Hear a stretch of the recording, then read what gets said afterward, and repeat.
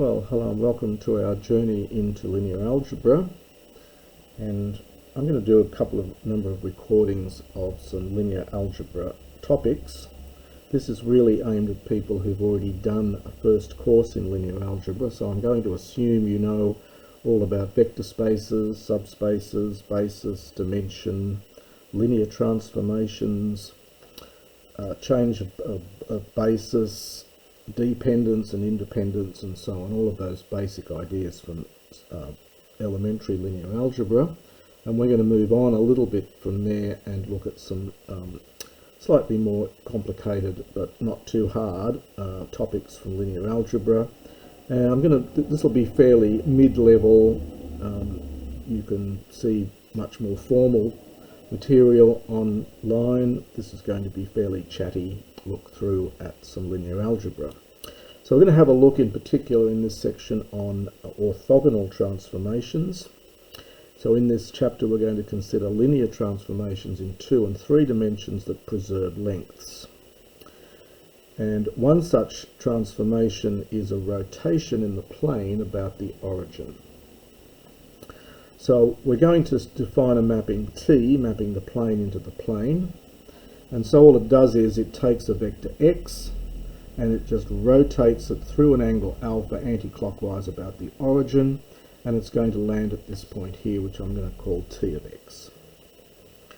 Now you should convince yourself just geometrically that this T is a linear transformation. If you take two vectors here, x and y, and you add them together, and if you rotate the whole system, you can see that t of x plus y is the same as t of x plus t of y. And if you take this vector x and stretch it by a factor, say lambda, and then rotate it, it's the same as rotating it and then stretching it by a factor of lambda. So it's almost obvious geometrically that this t is a linear transformation. And therefore it has a matrix representation. This is this lovely matrix representation theorem that every linear map on a finite dimensional space has a matrix representation, and we can get the matrix representation with respect to the standard bases by simply seeing what this does to the two standard basis vectors 1, 0 and 0, 1. So I start off with the standard basis vector 1, 0. This is my E1.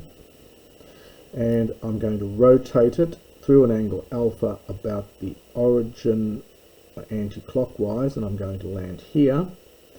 So I can draw a little triangle here and just use some basic trigonometry. The hypotenuse is 1 because that's the length of this vector. And so the x value, the x component of this vector up here is going to be cos alpha, and the y component will be sine alpha. So t of 1, 0 is cos alpha sine alpha. Similarly, I can take the second basis vector, E2, which is 0, 1, and I'm going to rotate that one through an angle alpha anti-clockwise about the origin, and again I can just use some simple geometry here. This is going to be alpha in here. Draw my triangle. Some simple trigonometry shows that this height is cos alpha, that's the y component, and this length is sine alpha, but it's on the left of the y-axis, so it'll be minus sine alpha, and so t of 0, 1 is minus sine alpha cos alpha. So, as I say, from the diagram you can see what t is doing to the standard basis vectors, and once you know what it does to that, then the columns of the matrix are these vectors. So we can put these as columns of our matrix, and there's the matrix representation of this this operator R, the T, which I'm going to call R sub alpha, and with respect to the standard basis. And this is a beautiful matrix. You may have seen this before in earlier courses in linear algebra. It's a lovely, lovely example. It's an orthogonal matrix. By definition, that means that if I take its transpose and multiply it by the matrix itself, you get the identity matrix. Another way of saying that is that the columns of the matrix are unit length and they're orthogonal to each other. So if you dot product these, you get 0, and the length of each of the columns is 1. And that means that this is an orthogonal matrix. You can see what the determinant is very easily. It's just cos times cos squared alpha minus sine squared alpha. So cos squared alpha plus sine squared alpha is 1. And so, of course, every orthogonal matrix has a determinant plus or minus 1. You may have seen that before. You can get the inverse of this matrix geometrically by just saying, well, the opposite of rotating through an angle alpha clockwise is to rotate through an angle minus alpha, and that anti-clockwise, and that will give you a rotation through alpha clockwise. So I can just replace the alpha with minus alpha, and that should give me the inverse matrix. And using the fact that cos is even and sine is odd, simply replacing alpha with minus alpha gives me this matrix. And that, of course, is just the transpose, which you might expect. So R inverse alpha is R transpose alpha.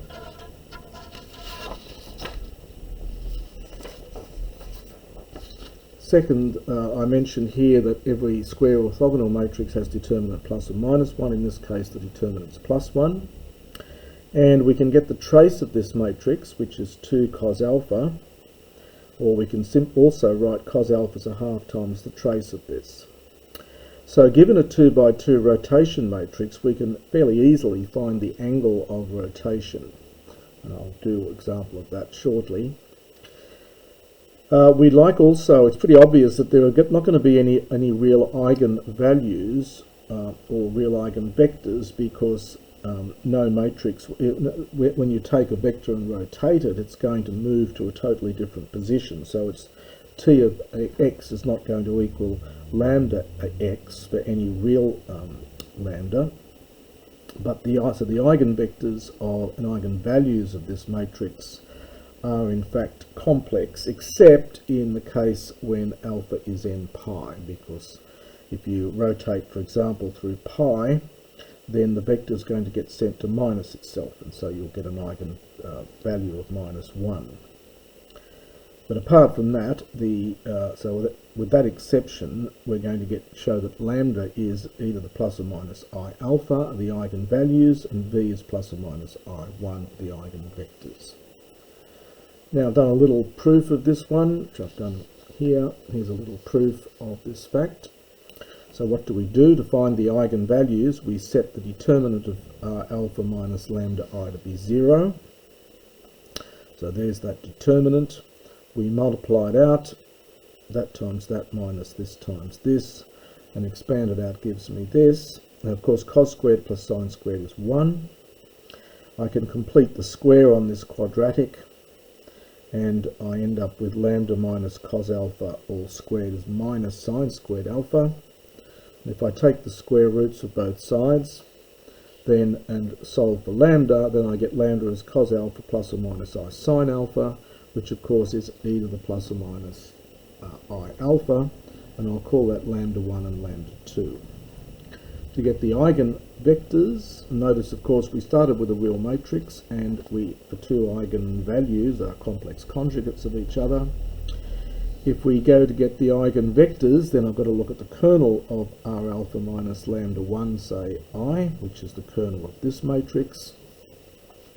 And if you stare at that for a bit, you can see that this is the span of I1. If you multiply this by I and this by 1 and add them, you get 0, and the same of course happens to the second row.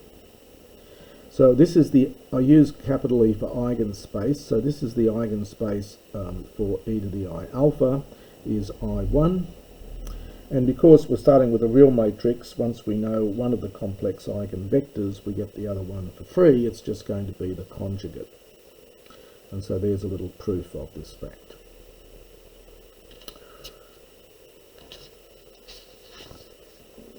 So we come to our first main theorem, which says that suppose R is an orthogonal 2 by 2 matrix with determinant 1, then A in fact does represent a rotation matrix in the plane, and the angle of rotation satisfies 2 cos alpha is the trace of A.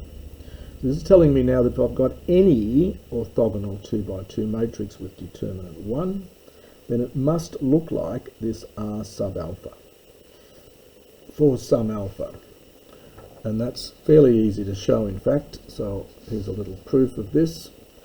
So if we try and write down, if A is a real orthogonal 2 by 2 matrix with determinant 1, then if I take the first column of A to be, say, AB, then this vector has to be orthogonal with this one, so I'll need to have minus BA, so the dot product of these two is 0. That makes them orthogonal, and then I need them to have length 1. And so the length of this first vector is a squared plus b squared square root, and so I'll have to divide by that to make the length of this first vector 1, and then similarly the length of this vector divided by this will be 1 as well. So what I'm saying then here is that any real 2 by 2 orthogonal matrix on the determinant here is a squared plus b squared, and I'm going to get this one twice, so the determinant of this also is 1. So I'm saying that any 2 by 2 real orthogonal matrix with determinant 1 must have this shape. It has to look like that. And then I can just draw up a little triangle here, and we can see then that these numbers a, b, and square root of a squared plus b squared can fit onto a triangle. So there's some angle down here which I'll call alpha, and the cos of alpha is a over a squared plus b squared, but that's exactly what this first entry is. And similarly, the sine of alpha is b over a root a squared plus b squared. And so I can simply replace the entries with cos alpha sine alpha minus sine alpha cos alpha, and that's my R alpha matrix. And the trace of this matrix is 2 cos alpha, and similar matrices have the same trace, so we can get the angle from the trace of this matrix. Okay, so that's really nice. In 2 dimensions, the story is actually very simple. And just to work through an example here, we take M to be this matrix, 1 on root 2, minus 1, minus 1, 1, minus 1. I want to explain why it's a rotation matrix and find the angle of rotation. So here's the worked solution of that. There's my matrix. Firstly, I have to check it's orthogonal, which I'll just you can do by hand. If you take M transpose M, then you multiply that out, you'll find you get the identity matrix. And the determinant of this, remember you've got to take the 1 on root 2 has got to go into each of these. So you're going to get minus 1 on root 2, minus 1 on root 2, 1 on root 2, minus 1 on root 2. So if you take the determinant, if you multiply these together and then minus these ones, you get a half plus a half, which is 1. So therefore M is a rotation matrix. It's orthogonal and it's got determinant 1. We let alpha be the angle of rotation, then 2 cos alpha is the trace of M. Trace of M is minus 2 on root 2. So cos alpha then is minus 1 on root 2. Now as we saw before, this entry here, minus 1 on root 2 is the sine of alpha. So the sine of alpha is also minus 1 on root 2. So that tells me my angle alpha, to do our all stations to central, has got to be in the third quadrant. And so the angle will have to be minus 3 pi on 4. That's our angle of rotation. Or if you will, you could go the other way. Doesn't matter. So in this case, it's easy to determine. Just knowing the cosine will not necessarily pin it down. We needed to know what the sine of the angle was as well to pin down what quadrant it's in, and there it is. I'll do one more example of this one to finish up this little video with. So this time we take the matrix M is 1 on root 5, 1, 2, minus 2, 1. And we're going to explain why this is a rotation matrix and find the angle of rotation again. So same idea. There's our matrix. I leave you to check that if you take M transpose M, you end up with the identity matrix. The determinant of M is, you get 1 plus 4, which is 5. and then you'll get 1 on the root 5 twice, so you get 1 on 5, and that determinant is 1. So that means M is orthogonal. It's got determinant 1, so it's a rotation matrix. The angle we get from the trace, so 2 cos alpha, the trace of this is 2 on root 5. So the cosine is 2 on root 5. Now looking back, the sine of this one is minus 2 on root 5. And so that tells me we're going to be in the fourth quadrant, which is 2 central, yep, in the fourth quadrant.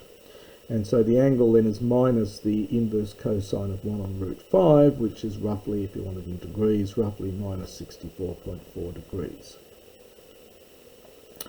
And that is the first video on this section.